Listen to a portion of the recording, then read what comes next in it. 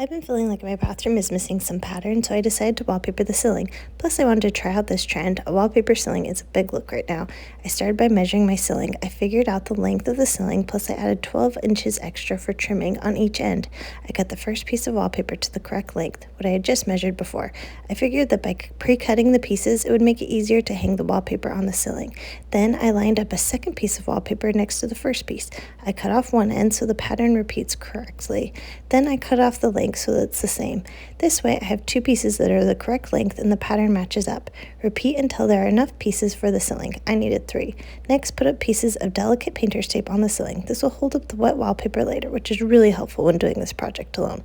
Tape the first panel of wallpaper on the ceiling with painter's tape.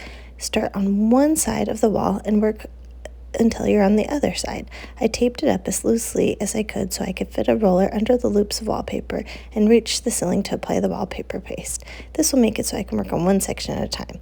I applied the paste onto the ceiling with a brush for the corner and a roller for the flat areas. As I was going, I removed the tape so I had enough space to add the paste. I kept a wet rag handy to wipe off any oozing wallpaper paste. If that dries on the paper, it's shiny and can catch the eye. I used a wallpaper smoothing tool to make sure the wallpaper doesn't have bubbles and is laying flush with the ceiling as I worked on each section. Sadly, I removed all the tape and the first panel completely fell down. So keep tape on the edges so this doesn't happen. I had to start over with a fresh piece of wallpaper, which was frustrating, and it cost me a few hours of work. Once that was solved, I continued across the wall. On subsequent pieces, it's important to make sure to match up the pattern and double check that there's no gap between the pieces of wallpaper. For around the light, I loosened the canopy base so that I could go behind it and get a clean look on the middle pieces of wallpaper. Once it's up, add tape onto each end.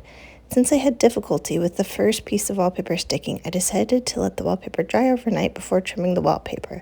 Finally, it's time to trim. For this, I took a joint knife and put it against the wallpaper.